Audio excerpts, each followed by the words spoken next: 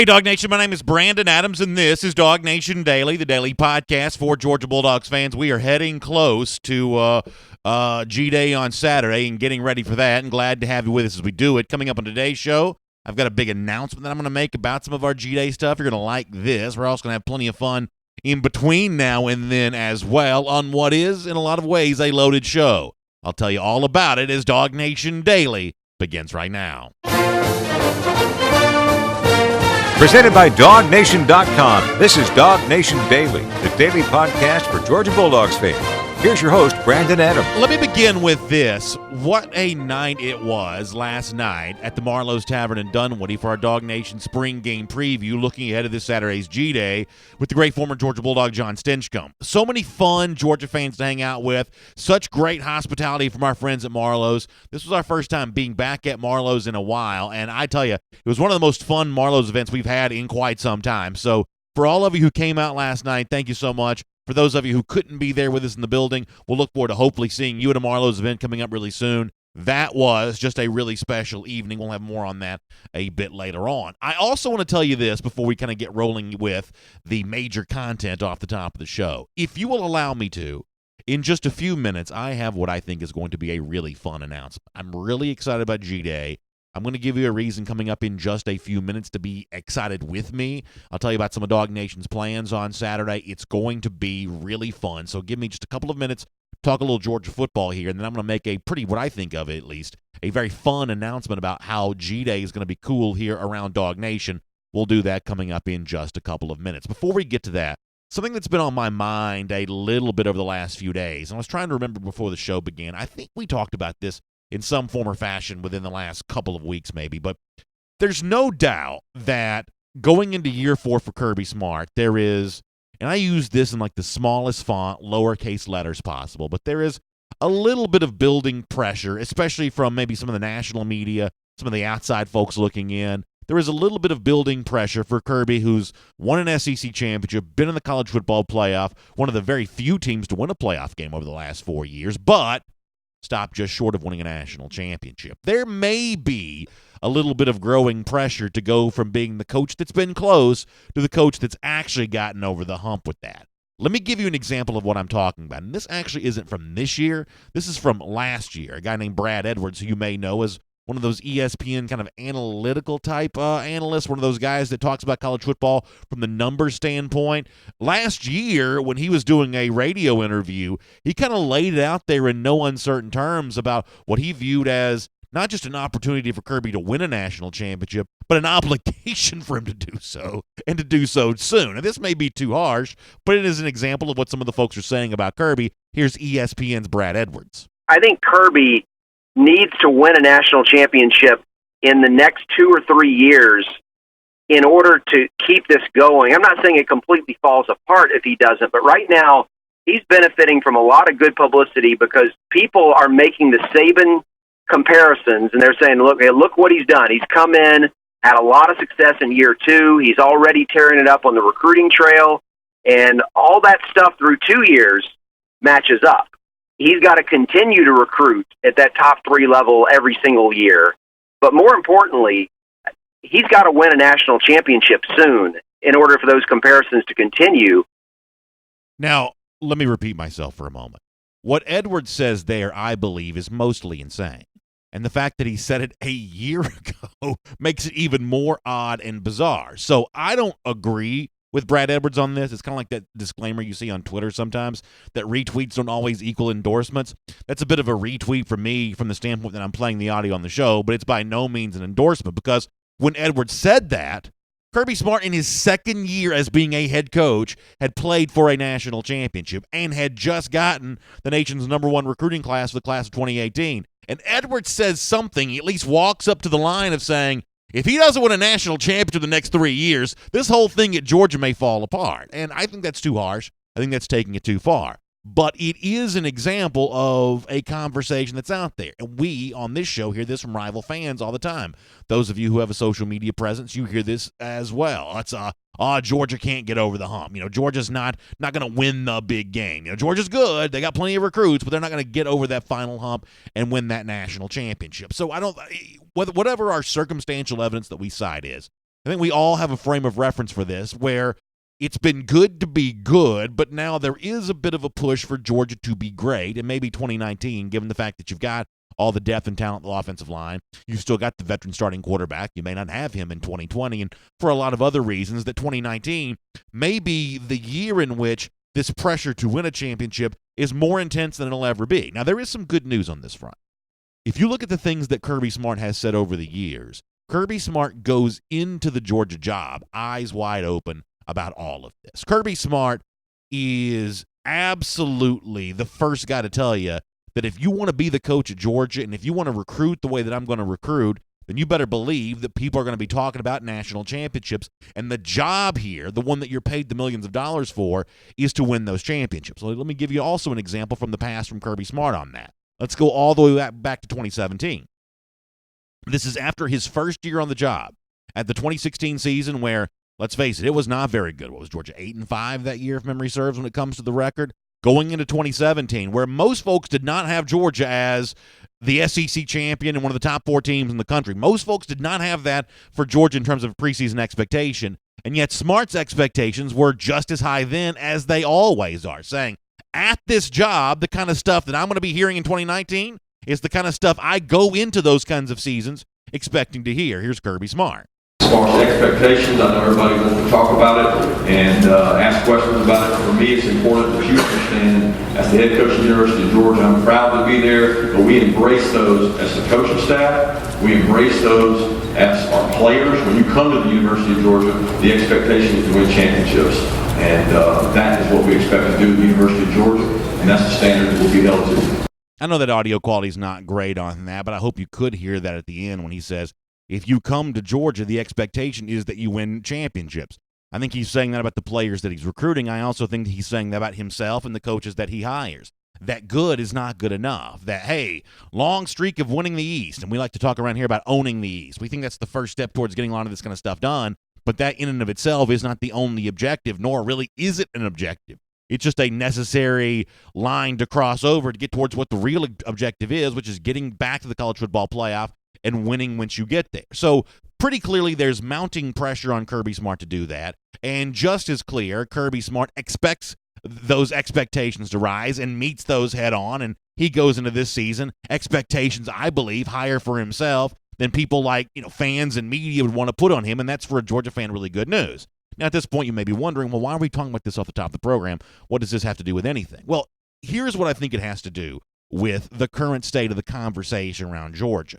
On a show like this, one in which we do every day, we are going to fixate on all the issues that surround Georgia football. Every moment that we're able to see during practice, whether it be the videos that we can show you that Georgia releases or the eyewitness accounts that myself or Connor Riley or Mike Griffith or Chip Towers might have, we're going to fixate on every little piece of information that comes out. And sometimes that might lead you to believe that some of Georgia's issues, some of Georgia's imperfections are bigger than they actually are because we fixate on them so much. However, I think it's also important to remember in this year where Georgia is facing mounting pressure, some degree of increased pressure to go out and win a championship, it's important to remember that Georgia is still viewed, not just by the hot take artists, not just by the blowhards, but by the people who crunch the numbers and try to be as accurate as they possibly can be.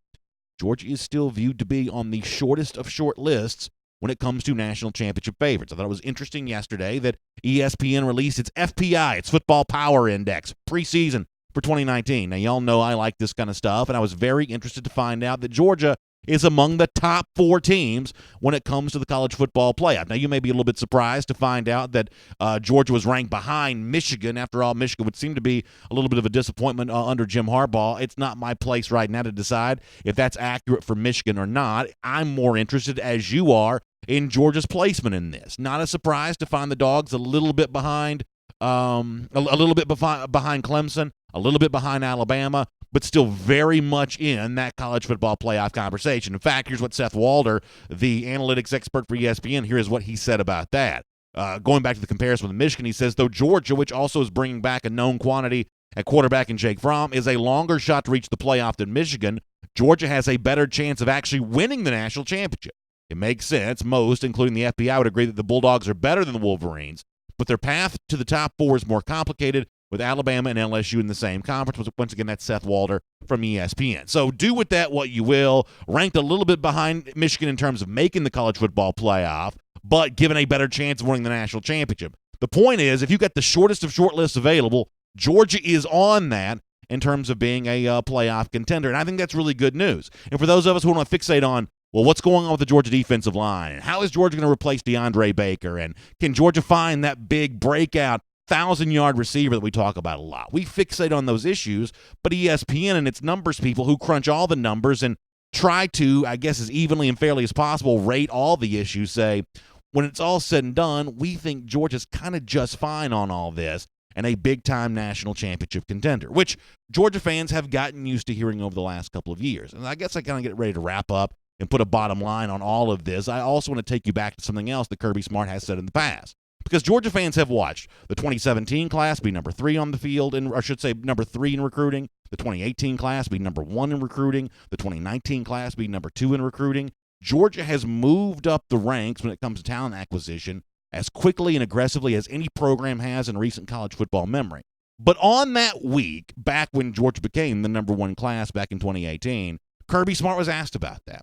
And Kirby Smart gave a message about how does it feel to be number 1 in recruiting that I think also resonates here for 2019 as well. Kirby Smart says, hey, you can take those recruiting rankings, and there's something pretty specific I'd be willing to trade that for. Here's what Kirby said then. Well, I think it's great. I think it's great for the fan base, but I'd trade that number 1 ranking for the last number 1 ranking in the college football poll. So that's what's important, is what you do on the field, and that's what we'll be measured by as coaches, what we're able to do with this class, what they're able to do in development. That's the key ingredient, is what can you do with these guys nutritionally, strength and conditioning, academically, and even mentally. Mental conditioning is a big part for us. So I'm a lot more concerned with that than how many stars they got by their name. So the bottom line for me is simply this. There's no doubt there's a little bit of pressure growing for Georgia to get it done this season. There's no doubt that Kirby Smart embraces those expectations. But those expectations exist for a reason, because according to the math folks, Georgia really is on the short list of top teams in the country. And all this recruiting success that Kirby Smart's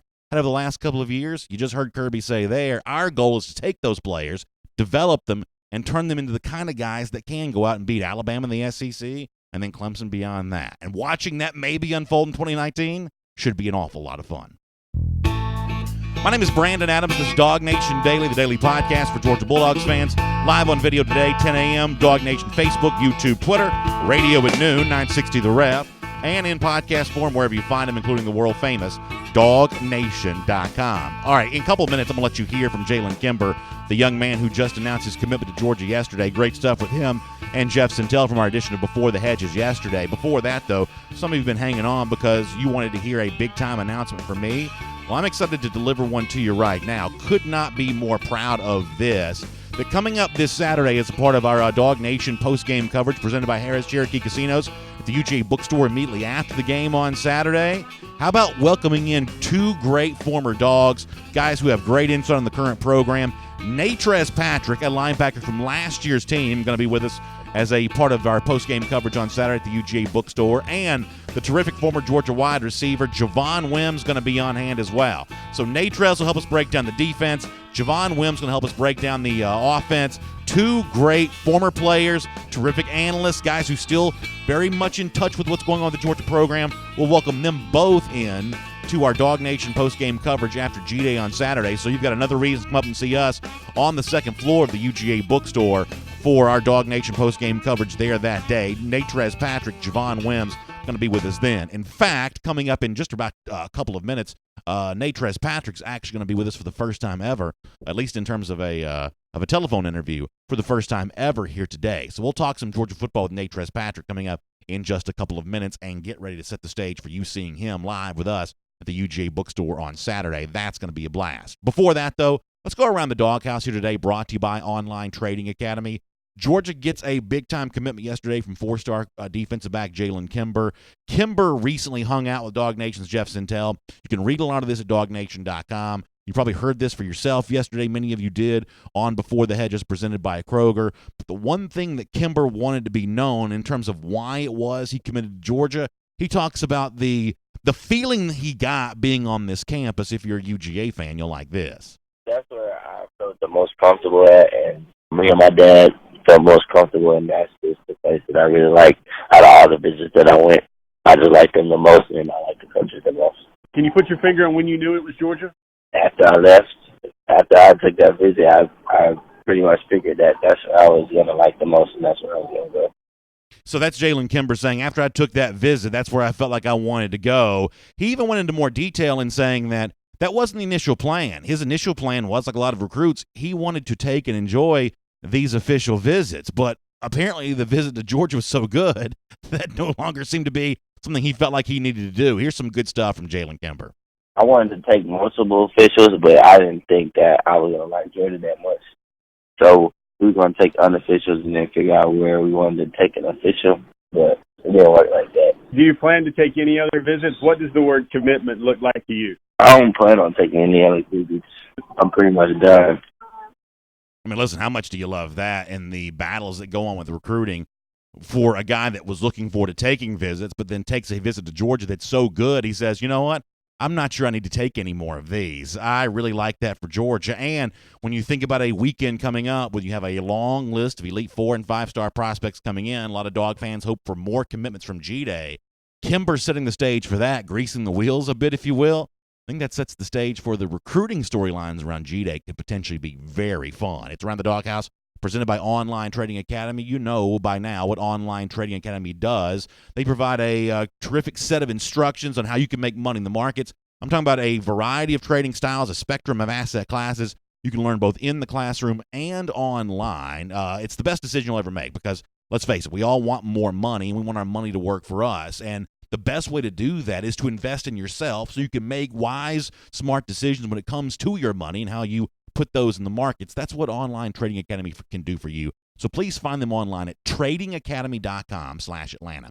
That's Trading Academy with a D, tradingacademy.com/Atlanta, and check out our friends at Online Trading Academy. All right, later on, we're going to hear a little more as we get ready for G-Day and a really cool moment where a fan base well outside DawgNation, in fact, well outside the South, has found a reason to throw some praise Georgia fans' way. We'll tell you about that coming up in a bit as well. But here on DawgNation Daily, it's great to have you. Hope you enjoy Nate Patrick right now. It looks like we'll get Nate Patrick here coming up in just a moment on the program while we're waiting on Nate. We'll have a chance to remind you what we just were able to say before, that coming up on Saturday, we'll have Nate Patrick and Javon Wims as a part of our DawgNation post-game coverage. Looking forward to that there at the UGA bookstore. So it's pretty much going to be like a regular game day for us, as you would come to expect. We'll do Kroger kickoff before the game as a part of the dog walk and bring in a lot of the sights and sounds from the early going there with G-Day. So we'll do a lot of that then, and then we will, of course, head to the UGA bookstore immediately after the game to get ready for the reaction to whatever goes down there. That'll include trying to figure out some of the recruiting storylines and following the action on the field, especially for those 14 guys that are a part of G-Day for the first time with those early enrollees. I guess in some respects, Stetson Bennett's done this before, so we may say 14 early enrollees, but 13 guys making a G-Day debut. But one way or another, we'll be following all of that as a part of our G-Day coverage on Saturday before and after the game. Look forward to having you as a part of that. All right, while we're getting Nate lined up and ready to roll here, we'll also take a moment to get some of your phone calls. My old radio background coming out in me in just a bit there. We'll take your comments. We'll do our extended version of our R.S. Andrews cool down a bit later on in the program, but for now, we have a chance to take a lot of your comments, and we will get ready to do just that right now with everything you got going on. Your thoughts on kind of what we said off the top of the program. If you look at a little bit of pressure growing on Kirby Smart, a little bit of that desire for people to see Georgia making good on kind of where they are, close to that national championship, looking to get over the hump, you can kind of weigh in on that. As I've said in the past, one of the things I'm a big believer in is that, you know, the close but no cigar 2017 season and the similar version of that, same thing in 2018, is not for me evidence that Georgia's heading in the wrong direction. For me, that's evidence that Georgia's heading in the right direction. And you can point to a lot of things that Georgia has done over the last few years that other programs have not done. We've only seen 3 schools win playoff games in the last 4 years. Georgia is one of those 3. Of course, you can imagine that Clemson and Alabama are the other 2. We've only seen, 2 programs in the last however many years, decade plus seemingly, have number 1 consensus recruiting classes, and Georgia was one of the ones that was able to do that back in 2018. So while Georgia fans are looking forward to seeing the Dogs get over that hump, it's important to also point to all the things that Georgia has done that makes that job a little easier, makes that task a little more likely to be accomplished, and there's certainly some evidence of that. So let me get some of your comments, and we'll chat here. Sean Jameson Harkin says, I really do believe we'll win the SEC this year and will be in the playoff and possibly play for the national championship, win it. But I don't need or care what ESPN considers us a contender. The playoff and national championship, could care less what ESPN thinks. I understand where you're coming from on that. I guess it's important to note, though. We also saw this with NFL fans yesterday, too. And I'm not a huge NFL fan. Y'all know that. But when the schedule's released, I think the typical, I guess, action of a fan is look at those 16 games and say, my team's going 14-2. My team's going 15-1. My team's going to win the Super Bowl. Optimism just abounds this time of year, not just for Georgia, not just for Clemson, Alabama, Michigan, Ohio State, teams like that, but really for everybody. That kind of optimism abounds really when it comes to everybody. And I guess my point is, in pointing out what ESPN says about Georgia, is to provide the reminder of, while everyone's got optimism, Georgia's got some evidence to support it. And that, I think, is a really big difference. That's one of the things that has made DawgNation Daily fun over the last couple of years, is that while Georgia fans have justifiably started to feel good about the direction of the program, there are some real reasons you can point to for that. I mean, let's face it. Part of the reason why we mocked Florida so much on yesterday's program and why we mocked them so much in the past, part of that is built around the fact that in some cases what they seem to be talking about, what they seem to be saying about their program, doesn't seem to be backed up by anything. It doesn't seem to have any basis in reality. But for Georgia, it's a slightly different story, and that's one of the things I think that makes that kind of cool. All right, we'll get a few more comments here. Let me scroll up and get a few more Facebook. We'll hop over to YouTube here too. Looking forward to getting ready to go here and have a really good time on today's program. Let me pop over to YouTube for a second too, and we'll chat and see what folks are doing. Also later on, I don't know if you saw Connor Riley's piece at DawgNation.com today about the whole free Luke Ford moment.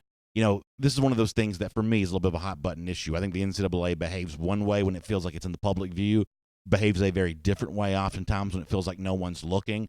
I think it felt like no one was looking in on the Luke Ford thing, the eligibility he's looking to be granted as he transfers to Illinois.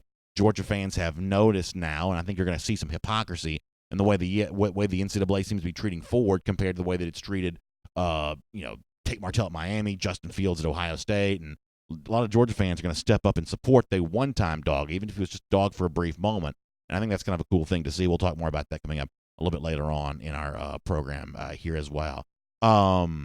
C-Lock on the YouTube comment section talking about what Georgia needs, talking about some of those safeties, and that competition at safety I think is really interesting. Tomorrow on the show, one of the things we're going to talk a good bit about is what Richard LeCounte said when he met with the media yesterday. I thought that, or I should say earlier this week, I thought that LeCounte was pretty introspective, and I think one of the things you're going to like about him is, in our comment section, fans are going to kind of shoot from the hip, and they're going to talk about and kind of discuss things the way that they feel, and one of the things that you've heard from a good number of fans is that they wanted to see LeCounte do a better job of stopping the run. They wanted to see him step up and just be a better tackler. And I know Connor had some stats of the day from Pro Football Focus about the number of missed tackles that LeCounte had a season ago. I think it was 15. And to hear LeCounte this week say, kind of unprompted, that's something I want to do a better job of. I'm trying to get physically stronger this offseason. I'm trying to do whatever I need to do from kind of a sort of a mental conditioning standpoint as well to be the best possible safety that I can be. And I myself had a chance to talk to LeCounte about striking that balance between, okay, on the one hand, you're now going into your third year in the program. You want to be a leader. You were one of the vocal leaders of the 2017 signing class, and you want to be that same version of that on the field for Georgia right now. But at the same time, as one of our YouTube commenters said, you've also got Otis Reese coming up and ready to earn more playing time. An incoming freshman like Lewis Seen, ready to hopefully burst on the scene and get a chance to earn playing time. It sounds like he's used spring practice to his advantage, as a lot of these young defensive backs have done. So LeCounte's trying to hold those guys off right now, and I think that's a pretty interesting competition. I think that the collection of talented safeties that Georgia has is really pretty impressive. We don't quite know yet their stage of development. In other words, is Richard LeCounte in year 3 ready to be a true star in the SEC? Not star position as in a fifth defensive back, but the kind of guy that's one of the handful of household names on the Georgia defense that other SEC fans are aware of. We don't quite know yet if LeCounte's ready to take that next step. We don't know yet if Otis Reese is maybe ready to step up and step beyond LeCounte, maybe take that playing time, that starting position from him. And we don't yet know how the freshman Lewis Seen fits into all this. But we do have an idea that this group can do some pretty impressive things, and we are looking forward to seeing exactly what they bring to the table. So I think the safety position is going to be a very interesting thing to look at here this year. K9 Blue says, and it was good to see him last night at Marlowe's Tavern. He says, B, there's no method to the madness with the NCAA. How would you feel if each conference governing themselves? I guess my issue with Luke Ford is it certainly seems like in some respects that was a less high-profile situation, so the NCAA does what it does in a lot of instances, which is kind of drag its feet.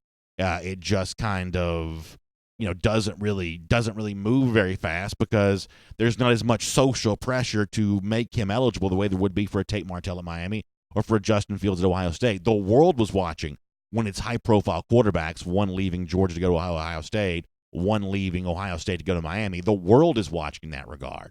When a guy at Georgia who didn't play a ton goes to Illinois, the world's not necessarily watching there, and so it almost seems like the pressure to move, the pressure to act, the pressure to do something, it just doesn't seem like it's quite as significant. But really, I know this is kind of a tired old cliche, but how you act when no one's watching is the real determination of your character.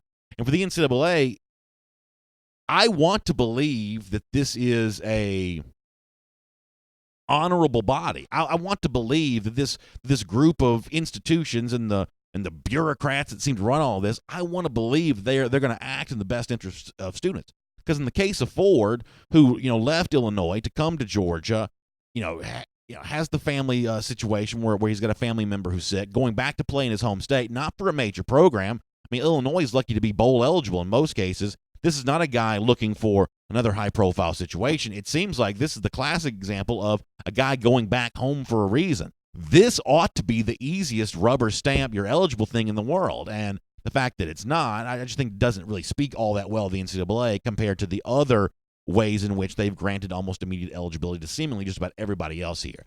We've talked before about the favorability rating of the transfer portal. For the most part right now, I think it's still fairly high. I think the rank and file college football fan likes the transfer portal being open for the most part. They like additional freedom for players, and for the most part, I kind of feel the same way. But you let some hypocritical judgment start to pop up from the NCAA, much like some of the other issues that we've mentioned from time to time. You let some hypocritical judgments pop up, all of a sudden at that point in time, there won't be quite as much of this, quite as much of that popularity for the portal. Once the nation starts paying attention to situations like this, even if Ford's eventually granted his eligibility, if it's not the kind of thing that's done quickly, it's the kind of thing they have to drag through on all of this, at that point in time, that may not be quite such a good thing. Interesting stuff to think about there on that front. Let me get a few more of your comments here.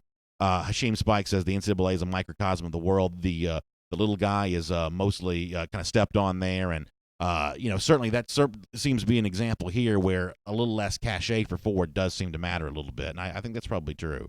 All right, let me get a few more of these. We may move on with the rest of our show. We'll kind of figure out where things are going with Natraz a little bit after that.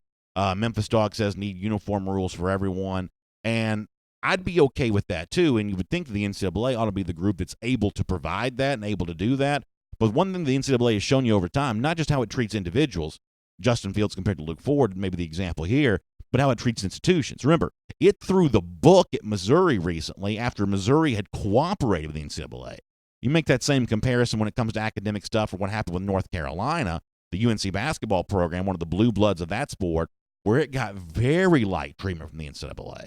And it's easy for people like me to look at that and say, okay, one is kind of your blue blood, hallowed program in a sport that you still want to be a major revenue producer, so you treat them one way and you kind of kick around Missouri here. Frankly, I'm no Ole Miss fan. I know a lot of Georgia fans have a lot of bad blood with the Rebels going back to how the Laramie Tunsil recruitment was handled years ago. But you look at the way that that Ole Miss was treated by the NCAA. That seems to be one of those things of, we're going to throw the book at Ole Miss. We're going to try to dig up everything we can on them, including using some somewhat skeptical information that that comes from from some sort of spurious sources just because we're going to try to hammer Ole Miss here. I kind of felt the same way on all of that. But we'll keep taking a couple of your comments here, and then we'll roll on with some of the rest of the program, including some really good stuff from a former Dog coming up in just a little bit on kind of how he views G-Day in terms of how it's grown in recent years, kind of where he thinks it's going on next. Let me pop back over to Facebook for a couple of minutes, and we'll get a few more of these comments. Stephen England says, if your parents can't spend $50,000 on a lawyer to make you eligible, you are screwed. It's not right. And that's the one thing that you don't want to get the point of, where the threat of legal action makes the NCAA act one way as opposed to just hoping for a good faith gesture and sort of a good faith effort. The NCAA treating that in a little bit different way. You get what you incentivize. You get more of what you incentivize. And if really nasty, contentious, adversarial, approaches towards the NCAA is what's going to be incentivized here in terms, if those are the ones who end up being treated the best, then all it's going to do is invite everyone to start getting a lawyer. And once the NCAA is having to fight about 10,000 lawsuits at one time, let's see how happy they are with the world they've created at that point in time. Zach Smith says, did anyone watch the Todd Hartley mic'd up clip of him coaching? That guy loves to coach, so happy that he's our guy. Yeah, I saw that video too. And the one thing that brought to mind for me, and I know we're going to write up a piece on Hartley coming up today at DawgNation.com, but the one thing it brought to mind for me is some of the stuff that Rick Gilbert has said as of late, the 5-star tight end who did make it official that he's going to be at G-Day on Saturday. And when he's talked to Jeff Sintel recently, the one thing that Gilbert has relayed is some of the conversations that he's had with Hartley. Now, we've already seen Hartley be a very impactful coach for Georgia in the recruiting trail, not just with tight ends, by the way, even though that there is some chatter that Georgia could win with both Gilbert and Darnell Washington, a 5-star tight end from Nevada. It's beyond just the tight end position that we have seen Hartley have success with. Remember, he was instrumental in Carson Beck at the quarterback position, one of the reasons why Beck is a 2020 commit right now. Hartley was involved on that. If you want to go back to last class, another tight end, he was able to make quick work of Brett Seither when Seither was the best tight end still in the market. So we've seen a big time impact from Hartley as a recruiter thus far, and that's been interesting to see. But hearing Gilbert's side of this and what he's kind of heard from Hartley, the fact that Hartley has been working to convince him that tight ends are going to be a big part of this offense. Gilbert himself has said that. Jeff Sintel has written about that. We've played that audio for you here on both Before the Edges and DawgNation Daily. And when you see Hartley at practice, and I've noticed this myself, in fact, it's kind of funny that the video on Hartley comes out this week, because this is one of those things where we were talking about this after practice on Tuesday, that if you ask me to make a list of the 2 or 3 coaches who were most active, at least in my eyewitness account, during practice when I'm there, Kirby Smart, I think, is clearly one of those 3. But of the other 3, one of those spots, to me, belongs to Todd Hartley. Now, I don't see the full practice. You've by now very well aware of that. Media sees just a little bit of practice, but even in a small window, when you see the same stuff day over day, time over time, you see some interesting things emerge. And consistently, Hartley is a very vocal presence during practice, a very charismatic figure. And so it's easy for me, whether it be the video that Georgia released yesterday or the stuff that I've seen with my own eyes, it's easy to imagine how that also translates to recruiting a bit too. Hartley is a very, very impressive guy, and I think it's going to make a big difference for Georgia's tight ends on the field, and I think it's going to make a big difference for Georgia when it comes to recruiting as well. This is one of the most important positions for Georgia in the class of 2020, partially because it's a need for the Dogs, partially because you have unique athletes available nationally right now. Georgia's going to try to get them both, and I don't know that there is any. Guy that would be more effective in getting that done than Todd Hartley would be for UGA. Okay, we're going to mix things up and go a little bit different with our format here. We're going to move on for now. We'll get more of your comments coming up later on. Let me kind of set the stage for what's coming up on the rest of the program here today. We're going to hear a little bit later on from some of the stuff that John Stinchcomb had to say last night at the Marlows in Dunwoody about his anticipation for G-Day. If you're getting excited like John is for the event, you'll even be more excited when you hear what he has to say. That's good stuff coming up. For our podcast radio audience, I'm going to deal with some of the Luke Ford stuff as well. I know we just talked about that a good bit here, but that'll be new for them. So we'll do a couple of minutes on that. And a whole lot more fun to come here as a part of DawgNation Daily as it rolls on right now. Let's take a look around the rest of the league. This is SEC Through. All right, here on our SEC Through, let me take a moment to remind you that we are heading towards Easter on Sunday, and your local Atlanta Kroger is helping you get ready for that. You can fill your baskets right now with the best stuff for Easter right there at Kroger, whether it be the actual Easter basket you need, that grass that you kind of put in there, that little plastic grass stuff. If you have kids, you know exactly what that is.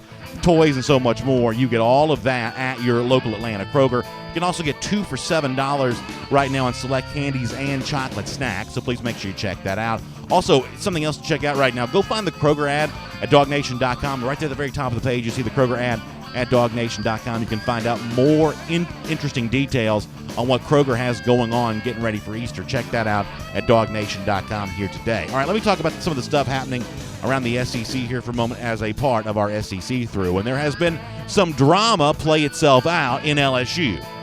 I think it's safe to say for a while now, Joe Oliva, who is now the former LSU athletic director, has been embattled. Now, some of this has to do with the current state of the basketball program where Will Wade kind of got mixed up in the NCAA scandal. They were forced. The truth is, I don't know what's going on with that. But they reinstated Wade as basketball coach this week. And then shortly after that, Joe Oliva announced that he was stepping down as LSU athletic director. Now, almost no one I know believes this was truly Oliva's choice. This sounds like the people in Baton Rouge just getting tired of Oliva. And I understand where that goes.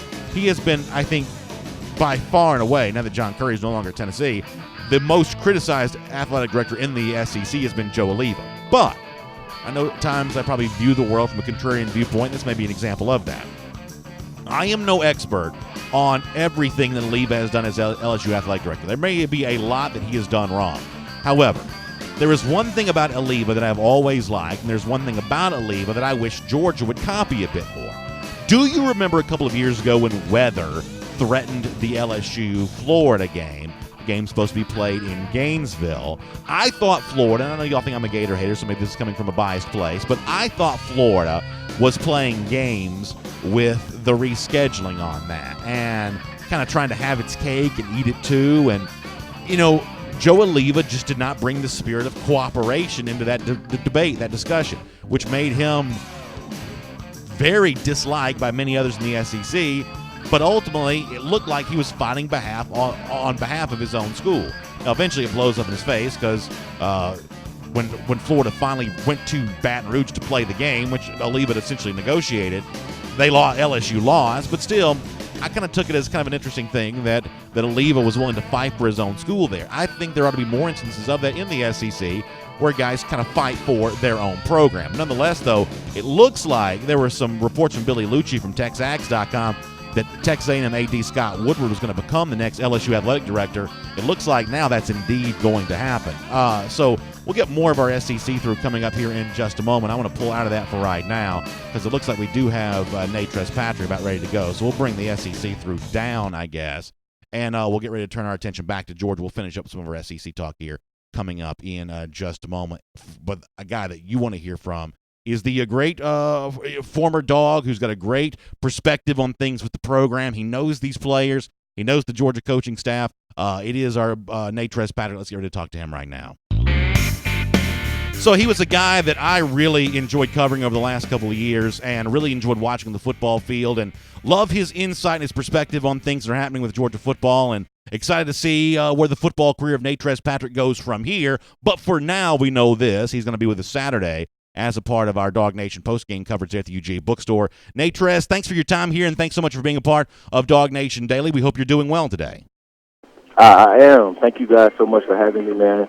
Like I said, you guys caught me in a workout. I usually start around 10, so it's just a blessing to be able to talk to you guys today. Well, I appreciate that. And I guess let me start with this. You're an interesting guy to ask about G-Day because over the course of your career, you watched it grow. You watched it become this thing where on a typical April Saturday for G-Day, Sanford Stadium, between the hedges, it looked like a regular SEC crowd. 93,000 people there in 2016, really full crowds in 2017 and 2018. And I should say last year in 2018, when you think back on your time at Georgia and those G-Day memories, what comes to mind for you as a former player? How do you view the spring game?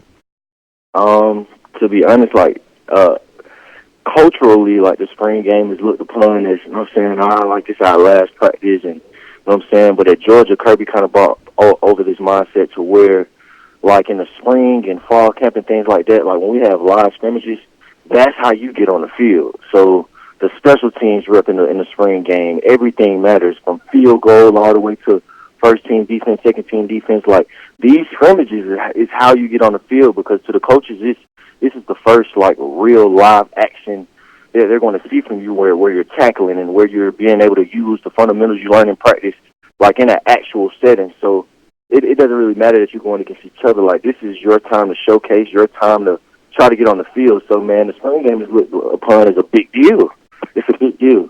So, for a lot of folks that are not aware, this Georgia team, just like the Georgia teams you were a part of, prior to G-Day, those previous Saturdays, you have those scrimmages in Sanford Stadium. But, Nate Trez, as you know, there's just a couple hundred people in the building other than the team going through that. On G-Day, you got the band, you got the cheerleaders, you got tens upon thousands of people.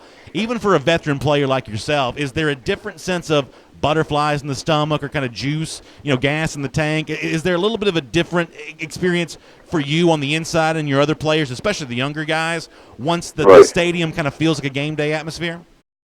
So I definitely say, like, when you're younger, because when you coming in as a freshman or, haven't played that much, and it's your first spring game as a sophomore, you get a little bit more playing time, like just playing in front of that crowd.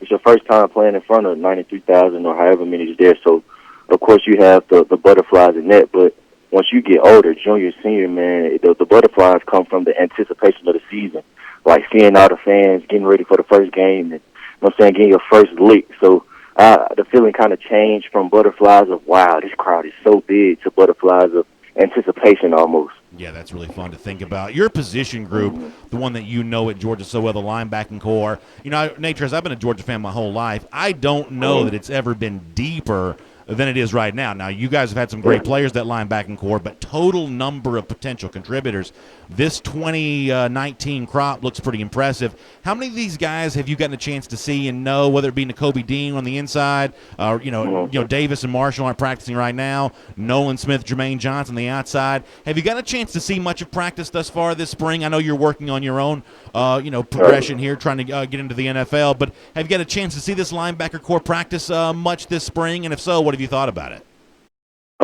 Not much. The only practice that I've seen was like a non-padded practice, so I haven't really seen those guys in action.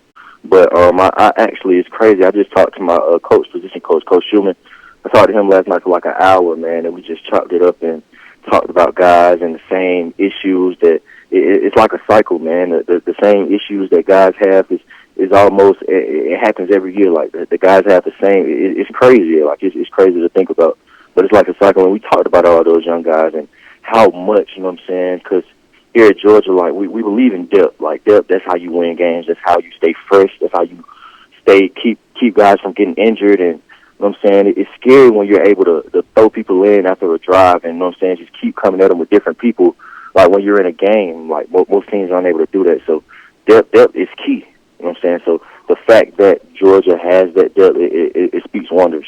Well, it's also one of those things, too. I've watched football my whole life, but I'm not a former player, so I don't know what you're thinking when you're on the field. But the one thing that seems obvious is that inside linebacker position especially, you've got so much to think about, right? The ball could be over your head. The ball could be in front of you. You've got to go chase down a ball carrier there. And it certainly seems like that makes the learning curve for these young guys really steep because, let's face it, at the high school level, if you're an elite athlete, for the most part, you can just get by being bigger, stronger, and faster than your competition. Exactly. But at Georgia, when you line up in a scrimmage or a practice situation, the other guy is just as big and just as strong and just as fast. So if you wouldn't mind, I guess describe to us the best you possibly can about, for a young linebacker, even an elite athlete, the challenge of the cerebral part of this, what you have to know to be able to play a linebacker at a place like Georgia. Right. And obviously it'll come a little easier to some guys than others. But, just like you put the work ethic in to become bigger, faster, and stronger than those other guys in high school, when you get to college, you kind of have to apply those same tactics to the books, to the playbook. You got to look at it a little extra. You got to meet a little extra. You got to go sit with coach and go over the things you don't understand. So, just as much work ethic as you put in your workouts and as you put in your lifts and as you put out there on the practice field, you do the same thing in the film room, and you do the same thing once you get the playbook. Like that's when you kind of have to, just like you're strengthening yourself and your body, you kind of have to strengthen your mental too. So I'd say just extra time, man. Just like anything else, extra work.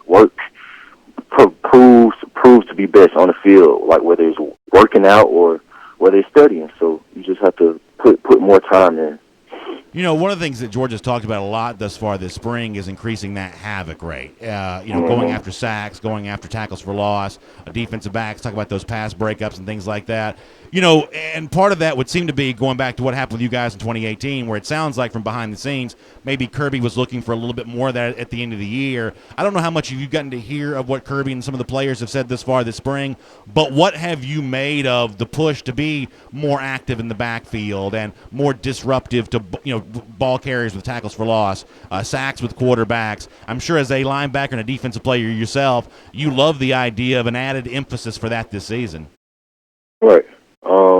So kind of just like the theme, like we always have a theme, you know what I'm saying, like going into every year, like keep chopping and things like that. Those are all themes. So the theme I've kind of been seeing, like hearing the guys when I talk to them and seeing on Twitter and all over social media is kind of like hashtag do more. Yeah. And these guys have just been everywhere, man. On spring break, they out there working out. They out there, you know what I'm saying, going so hard, you know what I'm saying, and hashtag do more. So I don't know if I haven't really been in many meetings or anything like that, but I definitely do know the emphasis that Kirby is making on those loss of yardage plays. Sure. So I think it goes along with the theme that they've been going along with. The do more thing. Let me get one more for you, and then we'll let you get back to your workout. And obviously, we're looking forward to seeing you back on the football field again really soon here. You mentioned having a nice conversation with Glenn Schumann, who's now in kind of an expanded role. He's co-defensive coordinator now. Dan Lanning is defensive coordinator. Obviously, Mel Tucker, who has been a great coach for Georgia, moves on, gets a chance to be head coach at Colorado. We're all really excited for him about that. I guess, how excited are you to see these two guys, Lanning and Schumann, get a chance to now kind of be in control of this Georgia defense? And how is Coach Schumann enjoying this up to this point? I'm very excited, man. One thing I can say is that Coach Schumann, he deserves it. You know what I'm saying? He puts in as much time as anyone, as much extra time as we're in there. He's trying to do the same. So if anybody deserves it, I think it's him. I think they'll do a great job. They really care, and they show it. You can definitely feel the intensity out there in practice, and they're running around and getting after guys. So I think guys will be really want to play for them, because that's half the battle, man. If your guys don't want to play for you, it's tough. And I think those guys wouldn't mind playing for them. So I think they'll do a great job. Yeah, that energy is contagious, right? I mean, I don't get to see as much of practice as other people do, but I see Schumann. He's got those sweat clothes on, but he's got those pads. And he's popping those linebackers. It makes you want to go out there and play a little harder when they're coaching that hard, right? Exactly, and that's what those guys do a great job of. Well, Natrez, we're so excited about having you and Javon Wims a part of our post-game coverage on Saturday at the UGA bookstore. That is going to be a ton of fun, and we really appreciate you being a part of DawgNation Daily here today. We'll let you get back to your workout. We know this is a big spring for you as we head towards the NFL draft, and a lot of these teams looking to fill their rosters with good talent, and we know that you're right in the middle of all that. So, Natrez, congratulations on a career at Georgia. Best of luck with what's going to happen for you over the course of the next couple of weeks, and we'll look forward to talking some more football with you come Saturday as a part of our post-game coverage as well.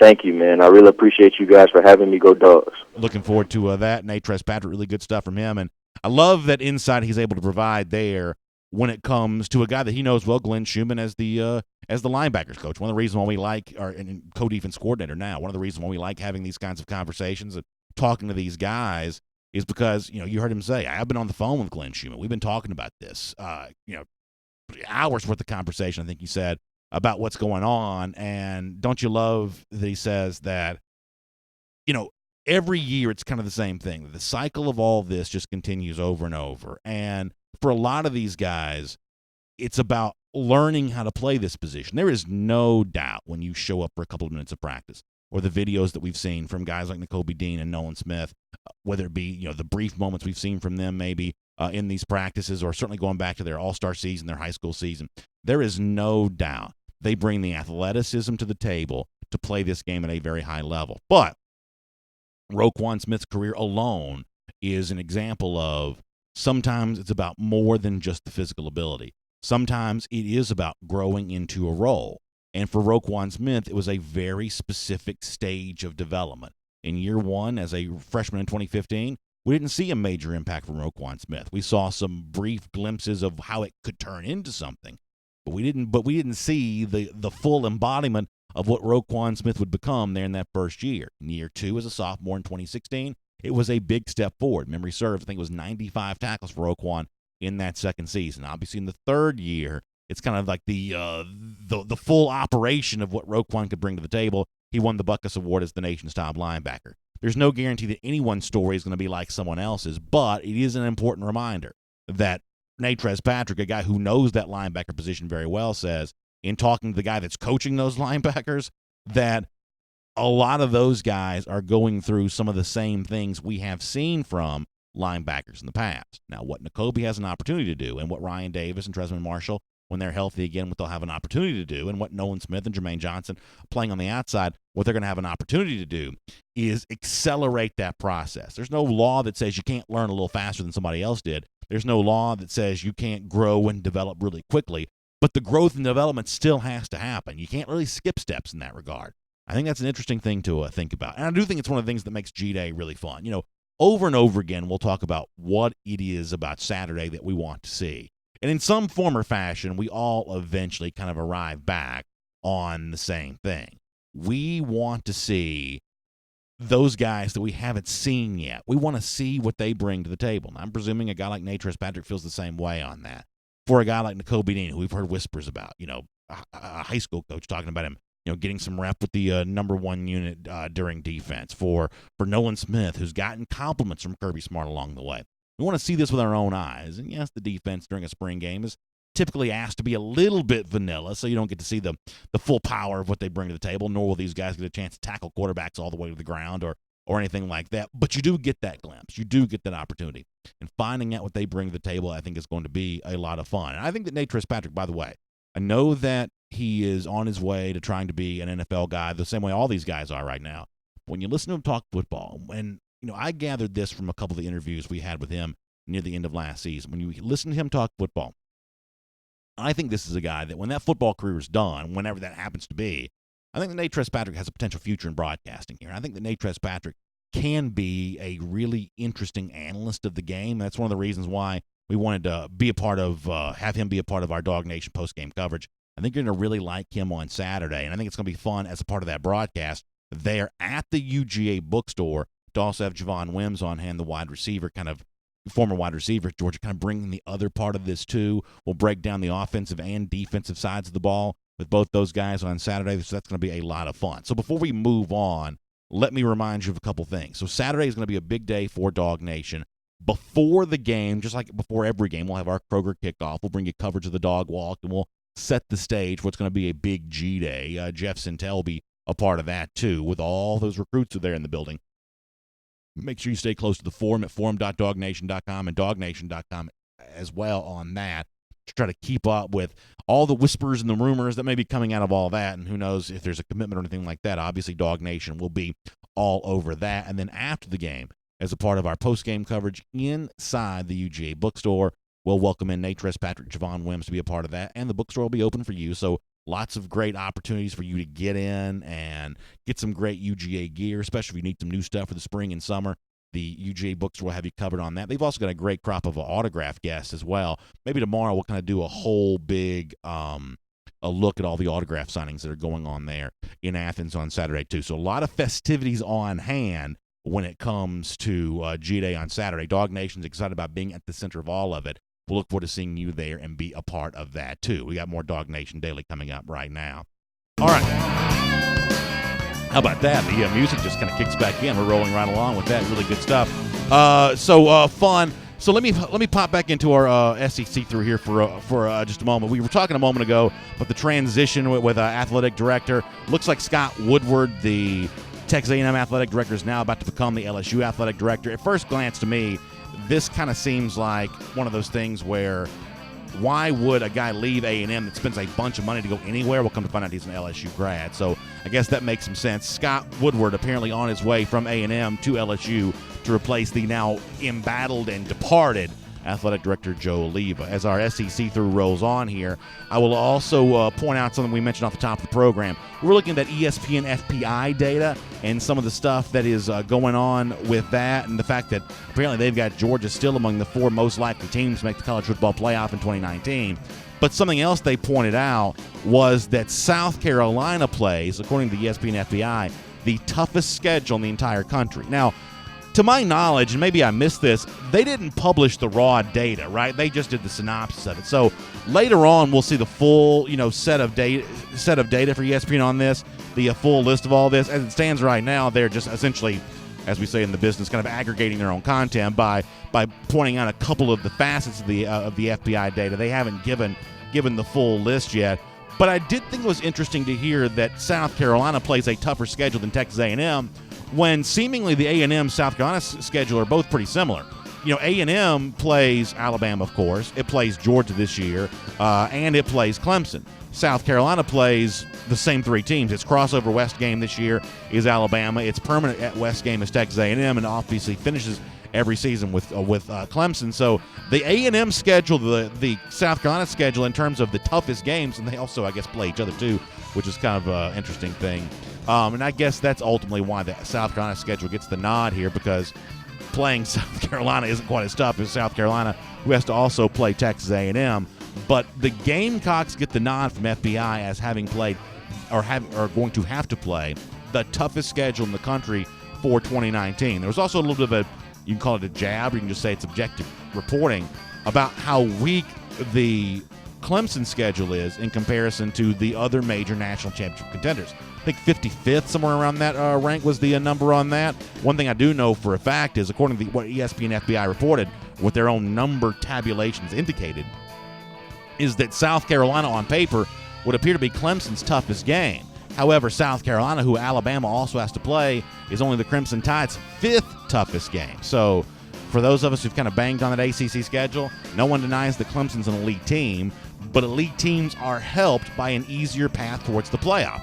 There is a level of attrition that occurs during a season. You leave something on the field when you play a game. Clemson, by playing undermatched opponents, is going to leave less on the field than some of these other teams are. So no one denies that Clemson's elite, but it should also be undeniable that an elite team playing an easy schedule has a little bit of an extra edge in the playoff, and around here we're going to notice that kind of thing.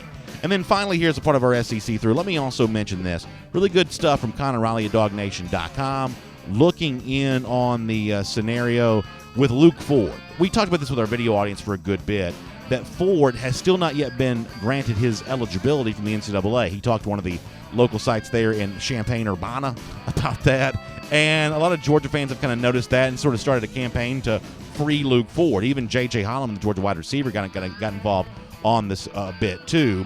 And one of the Illinois fans kind of noticed this, and I saw this in Connor's piece. I wanted to show this on DawgNation Daily.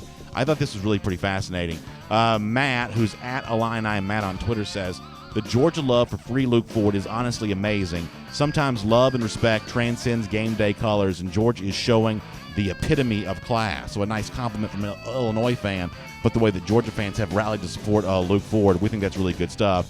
And I guess we'll go ahead and make that your SEC through here as a part of DawgNation Daily. So really fun stuff. And by the way, speaking of G-Day, we're getting ready for that on Saturday. And, of course, our spring game, spring practice coverage this entire time has been brought to you by our friends at Harris Cherokee Casinos, because when it's time to get your other game on, Harris Cherokee Casinos is what you want to think about, because they give you 2 great options right now. Whether it be Harris Cherokee Valley River Casino and Hotel located in Murphy, North Carolina. It's convenient to Atlanta. It offers over 300 hotel rooms. It's got slots, blackjacks, roulette, plenty of fun. Or if you're thinking about Harris Cherokee Resort, which is in Cherokee, North Carolina, it's got over 1,000 rooms. It's less than 3 hours from Atlanta. It's everything you'd expect from a world-class resort, including 3,500 games, World Series of Poker events, including one that just been kind of going on here the last few days.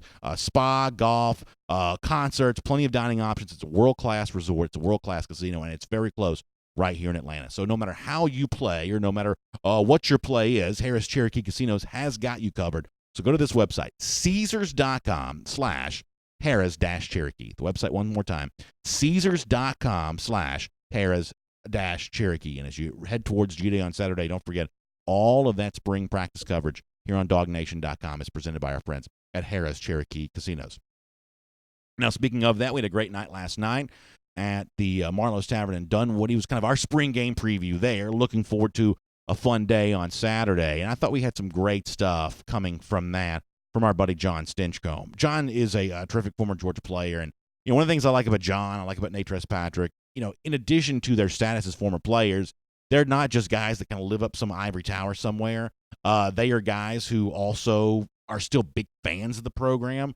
They love Georgia, and John is proud of what G-Day has become. And John's a big believer that Saturday, while it may not be the most crucial football you'll see played between the hedges, it is still a ton of fun. And he set the stage last night for why it's going to be fun for everybody on Saturday. And if you weren't ready for G-Day before, you'll be ready after John says this. It's the first time you get to run between the hedges with a G on your helmet and 70,000 plus screaming your name. So that experience, one that's relatively new. I mean, back in the day, G-Day would have a few thousand, lucky to break, 10,000, 15,000. That was kind of standard. Now the expectation is most of that stadium is going to be full, and it's Easter weekend. That's not slowing these dog fans down. So for that first time, for that young player to run out between the hedges, the crowd is on your side, and you don't have the anxiety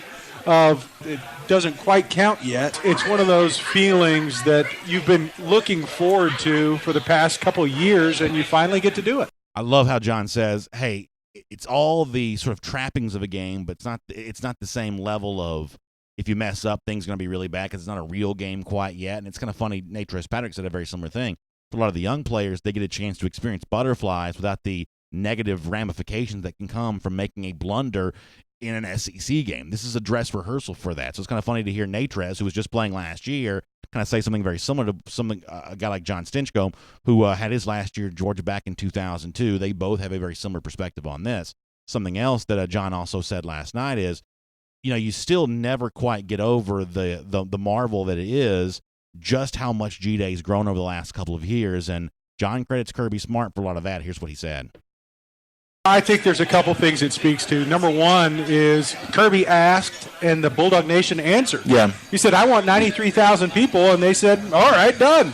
We'll show up for a glorified spring practice that he's made an event. And it's one microcosm of a much bigger picture. Look at recruits now, and we talked about this earlier today, that there's a number of guys that are nationally recruited 5-star, 4-star athletes that are going to be in Sanford Stadium and experience what some stadiums can't hold on a normal week. That's right. So to have that atmosphere created is a testament to Kirby's commitment to a much bigger picture.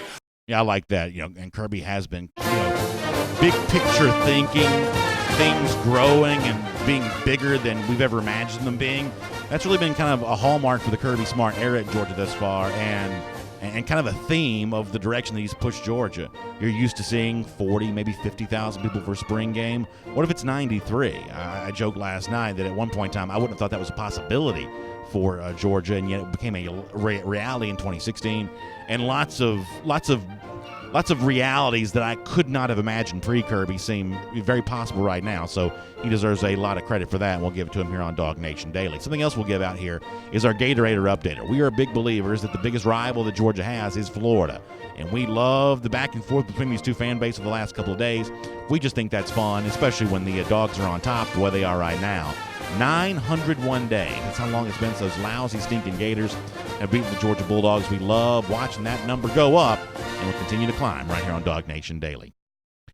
And on video, I will admit I have no idea. I need to talk to my buddy Connor Riley here for a second, because one of the things that many of you always ask is, you hear me reference time from time to time. You say, BA, why does it matter what time the show goes? And the one thing I explained to some of y'all is that for the video, it doesn't really matter. The podcast, for the most part, can be as long as we want it to be. I am a little cognizant of not making the podcast too long because, you just want to burden people with a 2-hour show every single day.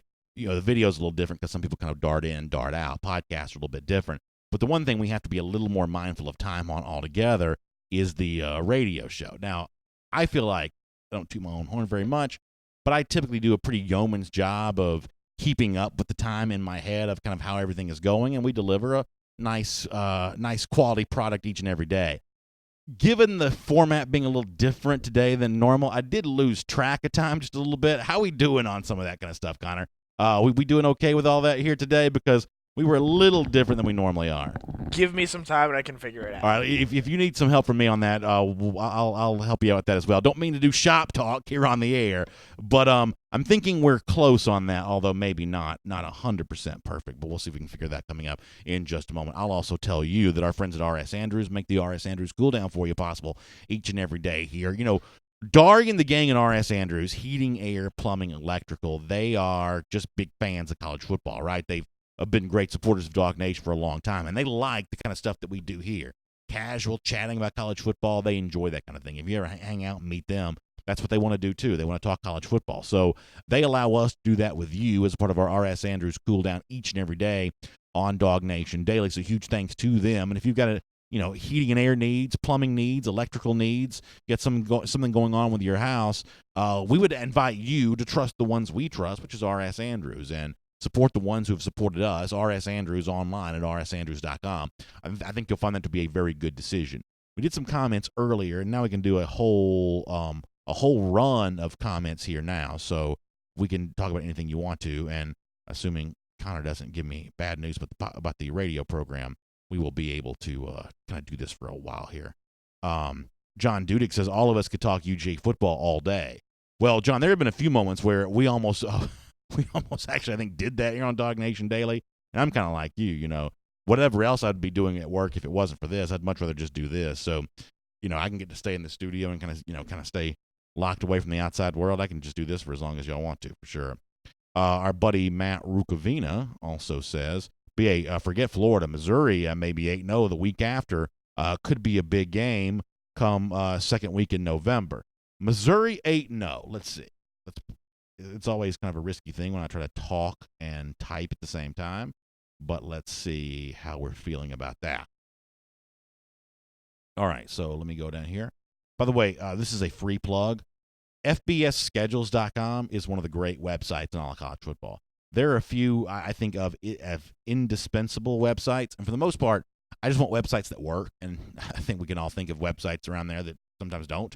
I like websites that work, and FBS Schedules is a website that will load, which is in this day and age kind of a rare feat. But that's my go-to site for schedules, FBSschedules.com. That's a free plug for them. I get nothing from that. I just think it's a good site. So here is the 2019 Missouri football schedule. It's at Wyoming. How much fun would that be? First of all, listen, that's terrible scheduling to go to Laramie, Wyoming to play a game. But for a team like Missouri, going to Wyoming for a football game, whoever goes to Wyoming for anything, that's amazing. At Wyoming to start the year, I'm guessing that's probably a win for Missouri. I don't know enough about the Cowboys right now. I don't believe Joe Tiller's still coaching the Cowboys, so I don't know. I don't know what to expect from Wyoming in that game, but I'm assuming Missouri's still on the road's a favorite. West Virginia at home. Now, West Virginia, that's no gimme because the kid, I think Austin Kendall, that was at Oklahoma, he transferred to West Virginia. So that's not an easy game for Missouri. Now, they're playing at home, they may still be a favorite, but that's not an easy game. Then it's Southeast Missouri. That's obviously an easy one. South Carolina, that's at home. I'm guessing Missouri's a pretty big favorite there. They are off on September 28th. They play Troy at home. That's probably a win. October 12th, home game. Gosh, all Missouri does is play home games. Home game against Ole Miss. That's probably a win. At Vanderbilt on October 19th. Even on the road, Missouri's still a favorite there. At Kentucky the same week as Georgia, Florida. That's probably a game in which even on the road, I'm guessing Missouri's probably favored, although that's a little bit tricky because Kentucky can be good defensively. And then off on the 2nd before playing at Georgia. That's one of those examples of, as Mike Griffiths pointed out, a lot of folks have pointed out, a lot of bye weeks for opponents prior to playing Georgia. Now, at least in 2 of those instances, Georgia also has a bye week. This is an example where Georgia does not have a bye week here on November 2nd. So November 9th at Georgia, could Missouri be 8-0 coming into that game? I'm going to say that Missouri has at least one loss. But you're right. That's still potentially a top 25 matchup. And it's not a game I've paid enough attention to. But between West Virginia, at Kentucky, maybe at Vanderbilt, those are the three most likely losses. I'm guessing Missouri's lost at least one of those. But that's an interesting look at the Missouri schedule. For as tough and as many landmines as the South Carolina schedule seems to bring to the table, that Missouri schedule does not have quite as many of those. But I do see at least three opportunities where they might be a point spread underdog. West Virginia, at Vanderbilt, at Kentucky. At least one of those, I believe, will be losses. But that's a really good point. I did not realize the Missouri schedule set up that way. And the bye week before traveling to Georgia makes that kind of an interesting game. Who does Georgia have the week after Florida? I don't remember. I probably should. Who does Georgia have the week after Florida? I don't remember. I think it is Missouri. Or is it Auburn? Let's. Why do I not remember that? I know it's A&M. I'm pretty sure it's A&M at Auburn, home from Missouri, Florida, and Jacksonville going backwards. I know y'all are screaming at me in the comment section. You probably already know the answer, but I'm going to look it up nonetheless, and I apologize for not remembering. November 2nd, which is the week after. Actually, that's not true. November 2nd. Yeah. Okay. Oh, so Georgia plays Florida in November this year. Yeah. Okay, so it's not – okay, yeah, so I'm used to that game being like October the 29th or whatever. That's not a Saturday this year. So Georgia plays Florida on the 2nd and plays Missouri the following week. I just got my Saturdays confused. Yeah, so pretty big emotional game. You know, let's face it, Florida's still going to be a good team, and it's a neutral site game, so it's away from Athens against what's going to almost for sure be a ranked opponent at the time that game is played. Georgia coming back home the following week against Missouri, kind of sandwich in between a trip to Auburn. Yeah, that's a good point. Matt Rukavina, I'm going to give you credit for that. That's a game we got to pay more attention to. That's a good job. Brian Kephart, I like this in the comment section on YouTube, says, I'm sticking with my wild prediction that UAB is beating Tennessee. Y'all, UAB last year was better than anybody realizes. Bill Clark is a really good coach, and I don't know that happens, but it's the exact kind of sort of hot take prediction that I love this time of year. So, Brian, I give you a ton of credit for that. Ton of credit for that. K9 Blue says, just ready to get to Athens, go to G-Day. Yeah, so we're excited. A lot of us are excited, I think, about being in Athens on Saturday. Let me get a few more of these YouTube comments. I'm going to scroll back earlier. See what else is kind of going on in this comment section here.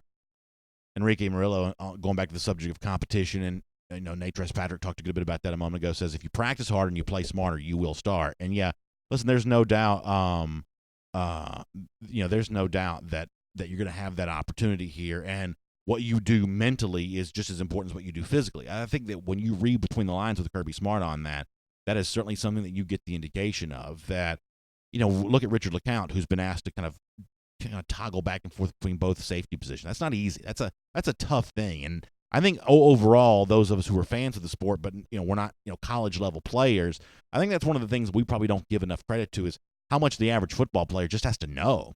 Football is a complicated sport, a lot of complicated lingo, a lot of assignments to remember. This is not a necessarily an easy cognitive equation from time to time. And so I think the ability to process a lot of this and handle all of this is one of the things that gets you on the field faster. And conversely, it can also hold you back from getting on the field as soon as you need to be, because there's always a way to simplify things for players, and good coaches will do that.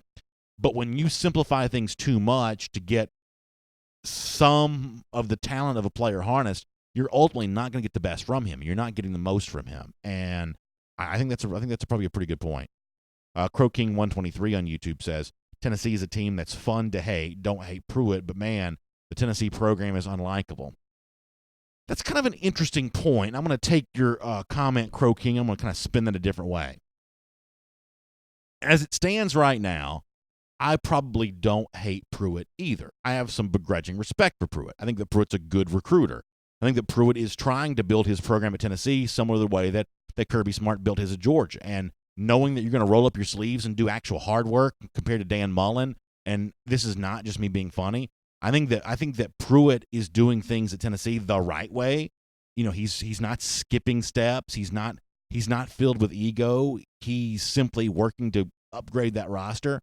And so the way that Pruitt's trying to build his program, to me, is preferable and more respectable than what Dan Mullen's doing as his, which is essentially trying to call back the glory days of Florida and say, hey, remember that national championship that Urban Meyer won? I was the offensive coordinator on that team, and now I'm here, and aren't you glad, and aren't you lucky to have me?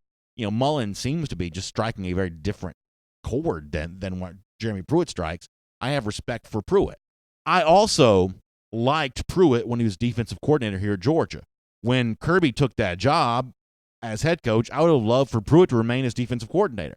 At the time, there was a lot of battle lines being drawn of, if you're a Richt guy, you couldn't really be a Pruitt guy. But I liked Richt and Pruitt, and I liked what Pruitt made Richt into, pushing Georgia to be more aggressive in recruiting, for instance, and pushing Georgia to be more aggressive with the pursuit of an indoor practice facility. I thought that Jeremy Pruitt brought some positive changes to Georgia, and some of the things that Kirby Smart would be credited with changing at UGA, actually, a lot of that had been started by Pruitt before Kirby got here. So I'm thankful that Georgia had Pruitt, even if there are a lot of behind-the-scenes stories of that being kind of an ugly situation. I still kind of like Pruitt. So what that leads me to is, as Crow King said in the comment section, will there ever be a moment where, as a fan, I grow to hate Pruitt?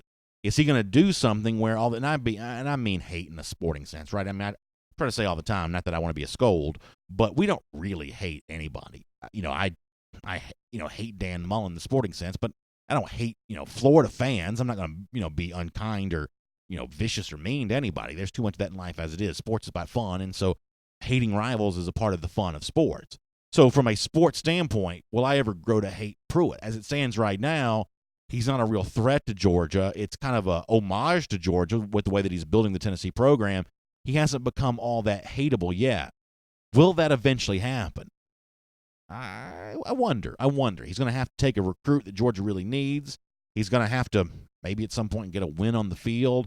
At some point, what if he says something about Georgia? What if he talks a little off-season trash? It could change. As it stands right now, though, of the coaches of Georgia's main rivals, I kind of view Pruitt as the least hateable. But things have a way of changing very fast. They have a way of changing very fast. Dante E says, I hope, what if that's Dante Edie moving over from the Facebook comment section? Dante, where did Dante go? He says, I hope all of our opponents do well this year. It'll strengthen our schedule tremendously with a couple top 10 or top 25 blowout wins. And there's a line of thought. There's a line of thought that's true. Groon D over on YouTube, I'm assuming this is about Pruitt, says, problem with BA. Oh, come on. This is not true. Groon, this is just flat out wrong. He says the problem with BA is he doesn't respect any other teams. Now, we can got plenty of examples of me showing great respect for other teams. In fact, one of the things that drives some of my own audience crazy sometimes is maybe showing too much respect for some of these teams. Remember the last couple of years? Go back to 2017, for instance. A lot of you have been around here long enough to remember that. When I predicted that Auburn would win the SEC West, I'm not touting my own predictions because I get a lot of them wrong, but I heard from a lot of Georgia fans that I was showing way too much respect for one of Georgia's biggest rivals. So I don't make any bones about being, quote-unquote biased in the fact that I want to see good things happen for Georgia and bad things happen for other teams. But at least when it comes to evaluating the other teams, I feel like I call them when I see them, call them the way that I see them. When it comes to Florida, I do think Florida's got a lot of internal problems. And I've been proven right on that more times than you might think. Scott Harris mocking me for using the phrase homage. Maybe that was a little too fancy for DawgNation Daily. Maybe. Crow King 123 says potentially BA. He says, I know Pruitt is one of the coaches trying to poach players from Missouri after they're banned, so he's definitely a bit cutthroat in recruiting. That's a good point. Like, Pruitt has done some things to other programs that have made them very upset. I guess he hasn't done it to my program yet. I guess he hasn't done that to me yet. K9 Blues brings up an interesting point, and this is one that needs more debate. He says, I'm not convinced strength of schedule does anything but hurt teams. Notre Dame and Clemson proved easier schedules than winning out equals playoff appearances. As it stands right now, I agree with that. Now, I'm hopeful that college football evolves and changes. But if Georgia were playing in 2019, the schedule that it's playing in 2028, 2029, 2030, some of these years where it's got these multiple major Power 5 non-conference teams, Obviously, that wouldn't make it more likely that Georgia wins the national championship. It would make it less likely. Now, I'm in favor of better schedules no matter what the outcome is. I just think that it's getting to a point where some of these fall Saturdays don't provide enough entertainment. There's just, in some cases, just not enough good games. But what K9 said in the YouTube comment section, what many of you have said as well, what David Green said in this program a week ago, I think this is true. Right now, the committee rewards a limited number of losses more so than it rewards a impressive collection of wins. And that's just the way that it goes. Now, at one side of its mouth, it says, hey, who you play, your schedule, blah, blah, blah, blah, blah. But ultimately, that's not what they do, because if they did, they would take a 2-loss team with a better schedule over a 1-loss or no-loss team with a weaker schedule. Now, I know that ends up being self-serving, an argument for Georgia. And the truth is, I really see this on parallel tracks. On the one hand, I do think that Georgia was one of the 4 best teams at the end of the 2018 season. But in this case, I'm actually not arguing for Georgia so much as I'm arguing for, if you really value schedules, if you really value strength of schedule, then you would understand that the better schedules are going to lead to more losses. For instance, if the schedule that Georgia's playing in 2028, I'll keep using that example, those years like that, when you have Texas, Clemson, Florida State, Clemson, when you have Oklahoma coming up pretty soon, when you have these teams on the schedule in the same year, assuming those games actually do get played, when you have those games scheduled in the same year, if other teams in college football follow suit, if that's what the schedules start to look like for the top SEC team, then you may one day have a year or one season have a year in which the national champion is what? 12-3? That may be a national champion. You may have a 12-3 national champion. I'd be fine with that. You may have 11-4 national champion. I'd be fine with that, because what you do for the positive is more important to me than what you don't do, to the negative. And we see this in the NFL all the time. I mean, I'll set the two, Eli Manning Giants teams that won the Super Bowl. Weren't they 9-7 in the regular season both those years? When they win the Super Bowl, when they work their way through the playoff, I didn't see any kind of hot take at the end of that to say, well, they're not really the best team because, they lost 7 games. Maybe that column was written, or maybe that tweet was sent. I didn't happen to see that. I'd be the same way in college football. I don't need a national champion to have 0 losses in the loss column. What I need is a national champion that proves it against elite competition.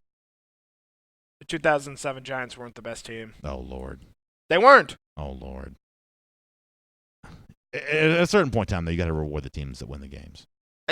They're champions, and I can never take that away from them. They were not the best team in the 2007 season. David Tyree called. He says, take that. Okay. When they played earlier in the season, New England won. I love that he's really mad. I love that he's really mad. This is completely off the subject. That 2007 Giants team, this is not trolling. I'm being serious. Or I should say that 2007 Patriots team. Is that the best team in sports not to win a championship? I think that 2014-15 Kentucky men's basketball team was really good. They went undefeated in the regular season. I think that team is up there.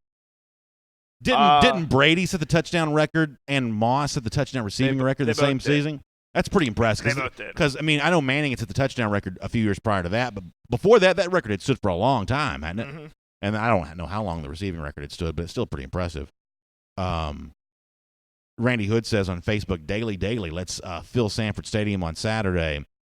The closer we get to it, the more optimistic I get about the crowd. I was a little bit, pessimistic about the crowd. Not that it was going to be a bad crowd, it just wasn't going to be close to full.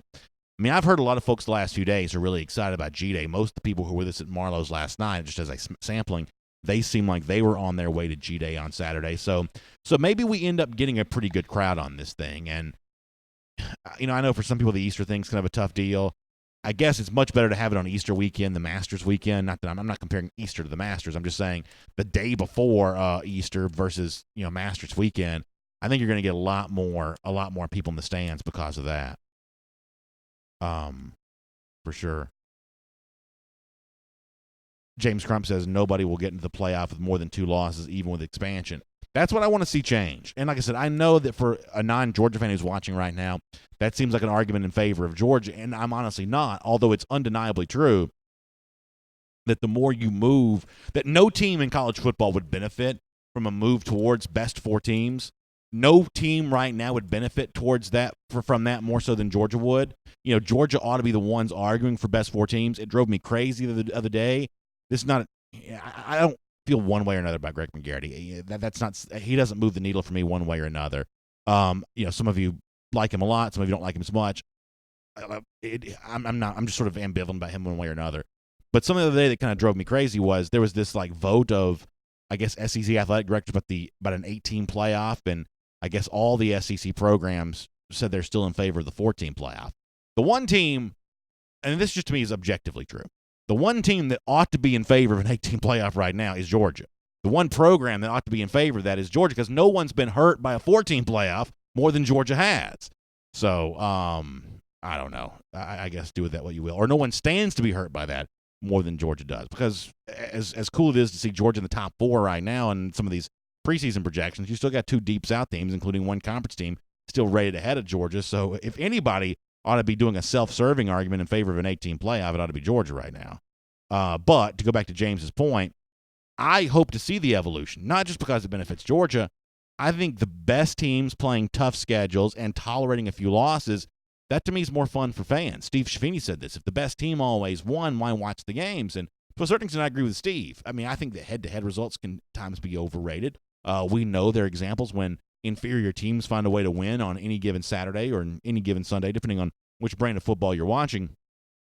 But you also have to reward the outcomes of these games. Otherwise, why play them? Why not just simulate them on computer screens? So I'm hopeful to see the sport move towards a thing of, hey, we're going to play tough schedules. We're going to pick the best teams for the playoffs. I wouldn't mind seeing it expand to 8.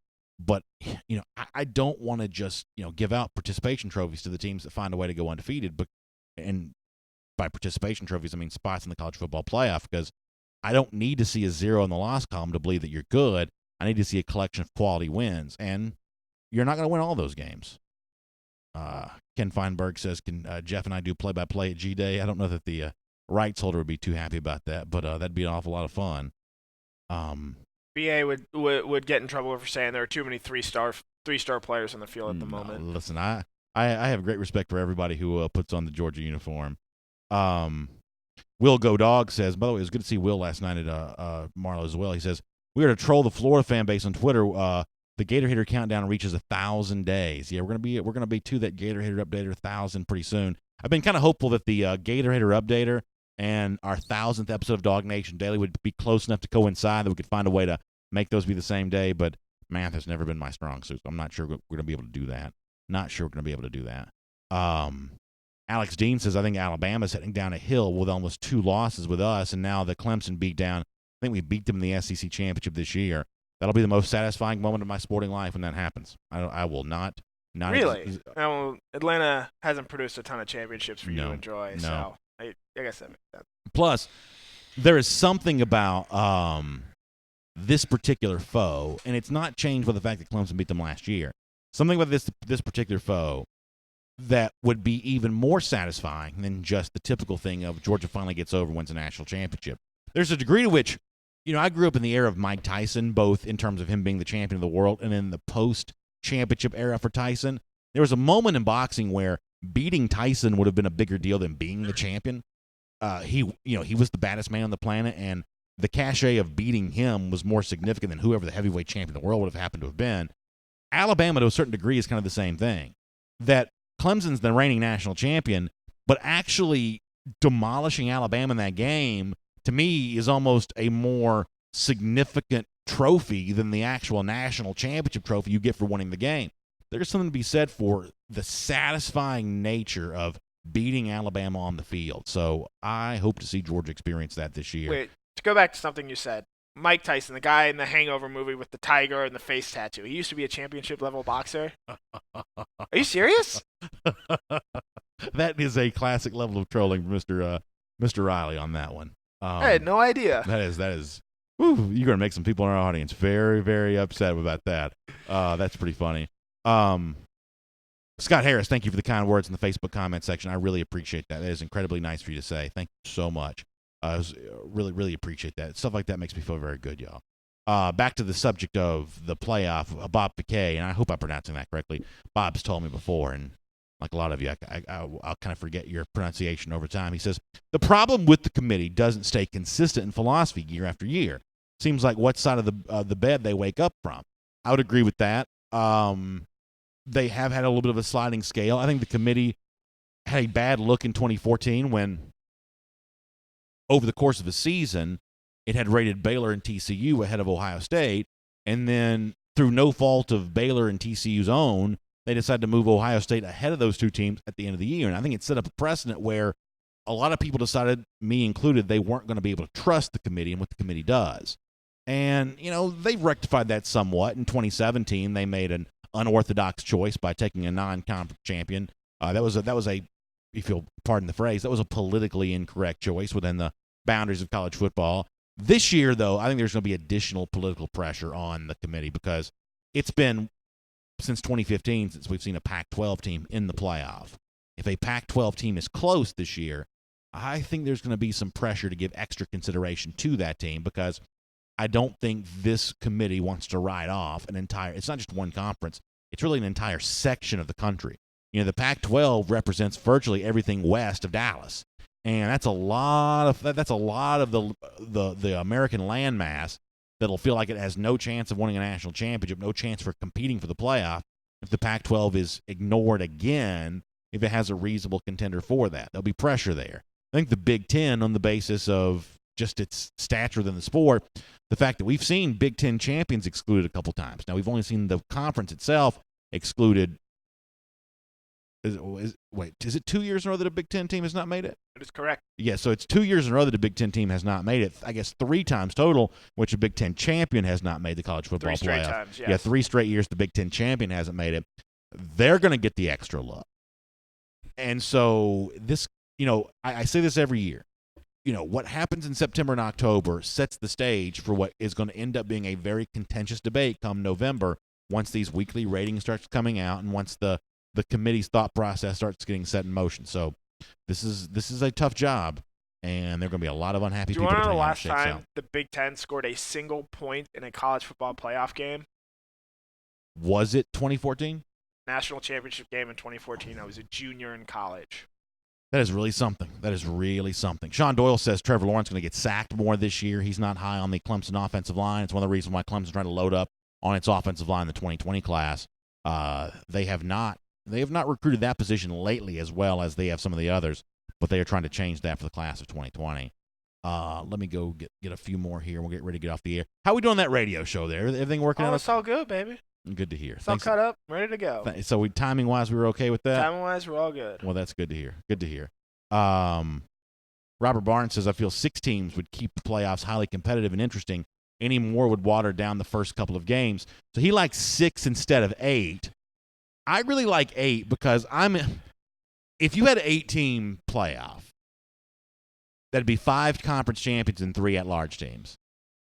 Over the course of a 10-year period, even with a smaller number of entrants, the at-large teams would eventually represent more national champions in the college than the conference champions would. Jeremy on this one? Yeah. If you had 5 conference champions, 3 at-large teams over the course of a 10-year period, the 3 at-larges would produce more national champions than the 5 conference champions would. I don't know about that. I mean, you've seen in the early 2000s, early 2010s in the NFL, there were a lot of those wild card teams that were making runs into the playoffs. But basically, over the last 6 to 7 years, you have to have at least you're either a 1 or a 2 seed. The teams that make the Super Bowl have either been a 1 or a 2 seed. The disparity in NFL teams is not quite as great as the disparity in college football teams, from my perspective. And if you had the 8-team playoff where you get 3 at-larges, 5 conference champions, a lot of those 5 conference champions are not truly playoff-worthy teams. They're just ticket punchers. Whereas the 3 at-large teams are legitimately they're legitimately among the 8 best teams, and so I'm just going to play the odds on that a bit. James Crump says only Georgia can finish off Alabama and Saban. I'd love to see it happen. I'm going to stick to my guns. that once Georgia beats Alabama, I believe that's the beginning of the end for Saban. I don't think he wants to coach in a world where he's not the premier program. I think we've anymore. already seen the beginning of the end. That might be like the end. That may be the winter is here. Yeah, that might be the snowflakes falling in King's Landing. Yeah, that might be that moment. That's not so much the beginning of the end as it is the end of the beginning. That may be actually when he starts to sort of kind of move it in that direction. All right, we'll get a few more. Connor, you got anything on your mind today? No, not really. I think it was really cool to see, because, we've certainly seen some pushback with regards to the Justin Fields stuff. I thought it was really cool how people have sort of, rallied around Luke Ford, because, and I wrote this morning, it is a little absurd that for whatever reason he hasn't been cleared yet, even though his reason for transferring back home to Illinois is a lot more legitimate than, what Justin Fields did or what Tate Martell at Ohio State going to Miami did. And, you touched on the show. I don't really understand why the NCAA, when it's behind closed doors, is sort of maneuvering like this. When, and I wrote this, when this stuff gets out in the public in the open, the NCAA caves like a absolutely a tent. Every time, and it's every just time, what's going to happen. Every time. So why does it have to come to a free Luke Ford hashtag to do the right thing? I want to believe this is an honorable body, but oftentimes the NCAA leaves itself lacking in terms of the evidence that truly is honorable. And I want to think better of that group. Sometimes it doesn't give us enough ammunition to feel that way. But to put a more positive spin on this, the cheapest pop in the world and the easiest way to get a bunch of likes and a bunch of favorites, a bunch of retweets would be to say, hey, Georgia fans the best in the world. When you look at the way that Georgia fans respond to Luke Ford and the compliment that you kind of cited as part of your Good Day UGA piece, there is at least some chance that Georgia fans really are the best fans in college football.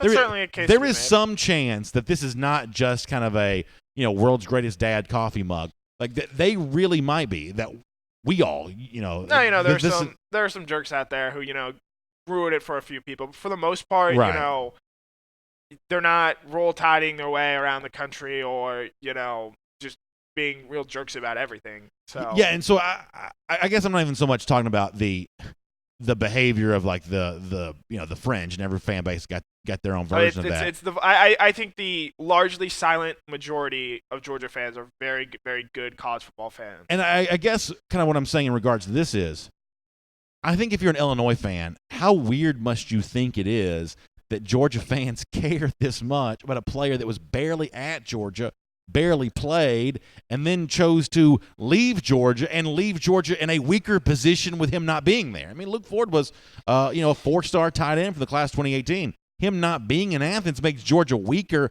For the most part, the sentiment I've seen, at least in terms of what's been expressed, has been virtually unanimous. Georgia fans follow stories like this closely.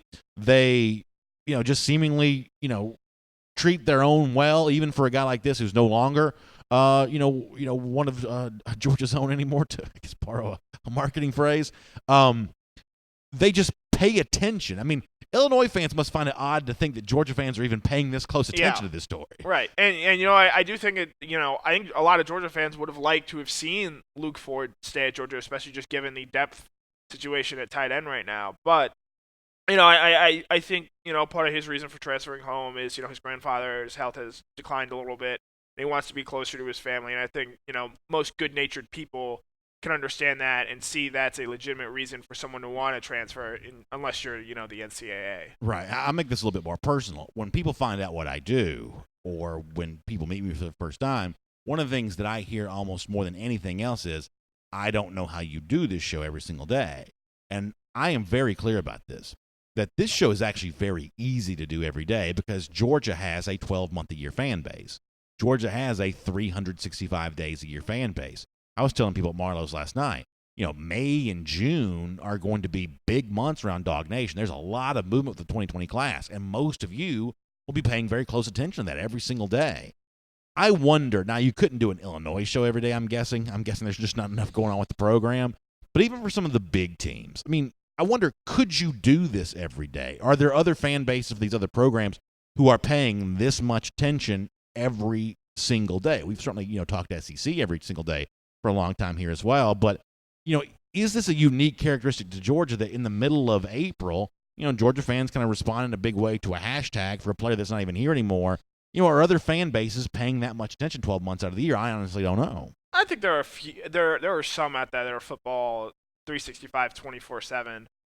And we sort of experimented at SEC Country.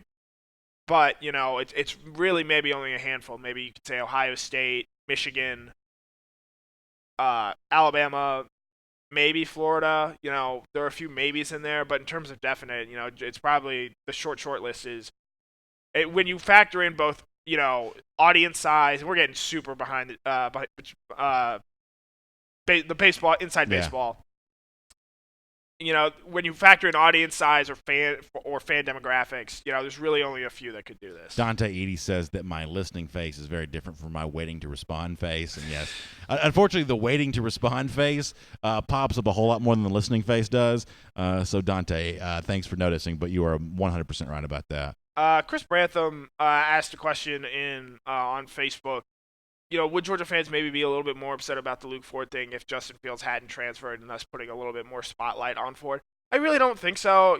I think most people understood, what Ford was going through. He was a kid who came a long way to come to Georgia. He came from Illinois. And, it was probably his first time being away from home for a significant time. And that certainly, it's hard. And dealing with that, and especially, his grandfather, he's talked about the close relationship he had with them. I think most Georgia fans would have, even if the Field stuff wasn't going on, I think most Georgia fans would have understood his decision there. I also think, and this is that moment where I realize that I'm going to lose some of you, and I'll try to make this quick. I also think there is maybe a comparison among some Georgia fans where they want to say, hey, Ford's doing it the right way. Fields maybe didn't do it the right way. And I told some people at Marlowe's this last night. Even though the Justin Fields experiment at Georgia ends up kind of being a disaster, ultimately his departure, the one thing I'll at least give some credit for is there was some saber rattling at the beginning about what they may do and what they may say and things they may try to do. But Fields is gone, and he, for the most part, left without a peep. None of this stuff. Hasn't said anything about it since. There was that first big national leak of here's what he's going to do and here's what he's going to say as a way of getting, granting immediate eligibility. There was that first story that came out, but Fields and his camp, to its credit, has not said anything since then. And, they are at Ohio State now, and at least the best that I can tell, they didn't drag Georgia through the mud at all. Now, there have been some other people who've tried to use Fields against Georgia, but to my knowledge, that really hasn't been the Fields camp all that much. And so, we don't have much reason to talk about Fields anymore, but in the subject of this, where it seems like a comparison is being made, it's worth pointing out that while Fields leaving is a pretty bad end to that story, the way in which Fields left ends up being kind of quiet, and I guess to a certain extent he deserves some credit for not making it a little uglier divorce than he ultimately ended up doing. Right. I think the biggest problem people had with Fields was just that. So there was that initial USA Today report that he had put his name into the transfer portal, and the timing of that was 2 days. It was 2 days before early signing day. Georgia was going through bowl practices, bowl prep. And I think the timing of that, news release, however that became available, I think that's what really rubbed people the wrong way. Whereas if he just maybe waited a little bit longer to after the bowl game, I don't think as many people have a problem with how he went about moving on from Georgia. That's right. And obviously the race thing comes up in this. The one thing I'll also add to that is, because that was with the initial USA Today report, that the thing that the baseball player had said during the football game. Mm-hmm. But even that in a roundabout way, I know this seems weird, but even that was handled in a way that kind of confined this just to Fields, because, apparently he made it seem like he might want to play baseball, and therefore he didn't feel, comfortable doing that. And so that's why he wanted to go to Ohio State. But that kind of contains the precedent to just one player, as opposed to something that every other player could have also used as well. And so even that, from a legal standpoint, ends up making, something, smaller as opposed to bigger. I know when the word race gets used, it makes it, touchy for everybody. But ultimately, they wanted to go somewhere else. They're somewhere else. And they haven't raised much of a stink on the way out the door. And I guess from that standpoint, they deserve a good bit of credit because, correct me if I'm wrong, but the Fields camp, reportedly, and no one's refuted this, they actually didn't even mention race in the right. Well, to be fair, we don't know what exactly was said in that NCAA but hearing. No one's refuted that report, right. though. Correct. So that's at least something. Which the whole point is, it's all been pretty quiet. So I'm really not even mad at Justin Fields about the way he left Georgia either. Is the bottom line for all of this. Anyway, a couple of other things to do before we get out of here. G. Gray says, who wins between Miami and Georgia first round of the playoffs? So I know that'd make our buddy Dennis Wilson happy. He'd be the Miami Dolphins. They're gonna let them play in the college football playoff this year. So you'll be happy to know that Dennis Wilson, our Miami fan over on YouTube, says he's got Miami in the playoff, beating Georgia 35-10 because he thinks the U disrespects Jake Fromm on every level. Well, there you go. Dennis. I'd like to see Miami beat Florida first. They've got to handle that before they start thinking about Georgia. That is a good point. Dennis, do us a favor, by the way. You know, we love having you here. We appreciate your comments as a part of the program every single day. At the very least, can your boy Manny Diaz, can y'all beat Florida week 0? Because you heard what who was it? The linebacker the other day. What was his name? I forget who it was. You heard what he said about Miami. He doesn't think Miami is a big deal at all. So how about the Hurricanes use that little motivation with Tate Martell at quarterback and go out there and beat Florida? Maybe week not 0. Tate Martell. He looked very rough. I did hear apparently that at the scrimmage. I did hear that. I heard it was not a great time for Tate Martell, but whoever ends up being Jaron Williams, Georgia quarterback. Yeah, there you go, the old Central Gwinnett prospect. Actually, I'm rooting for Jaron Williams. I want to see Jaron Williams be the Miami starter. And if Jaron Williams, the former 3-star from Lawrenceville, if he were to, he may have been a 4 by the end, but he started off as a 3-star. He was a 4-star. Yep. He was a 3-star for a long time. Yeah. He probably grew as much as any quarterback prospect in terms of his perception in any years than anybody I've seen. The point is, I'm rooting for him to be the Miami starting quarterback, and I'd love nothing more than to see them win week 0 versus Florida. Wally Roberts not happy with the conversation. Wally, we appreciate you weighing in on that. Thank you. All right, let's see what else we got here. A lot of folks, I guess I opened the door on the Fields thing, so a lot of folks talking about that. All right, Connor, you got any final thoughts? Nope. Big show tomorrow. It is a big show tomorrow. Big show tomorrow. Day before G-Day. We got some fun stuff coming up. I love Nate Trespatrick on today's show. I thought that was a ton of fun. I'm excited about that. That was good stuff. We are running late, so we're going to get ready to get out of here. Good stuff there in that regard. Appreciate you being here. We will be back tomorrow morning at 10 a.m. Final day before G-Day and heading for a big day that Saturday with Kroger kickoff coverage before the game, post-game coverage from the UJ Bookstore at the game. Nate Trespatrick, Javon Williams, going to be a ton of fun on that. We cannot wait to have all of you be a part of that with us as well. We will look forward to seeing you then. Huge thanks to R.S. Andrews, by the way, for bringing the R.S. Andrews cool down to you. Heating, air, plumbing, electric. You can find them online, and they'll take good care of you, whether it be fixing a system that's broken or maybe it's time to replace. They can certainly help you with that as well. Air conditioning unit, water heater, everything kind of in between. R.S. Andrews online at rsandrews.com. You have a great day. We'll look forward to seeing you tomorrow.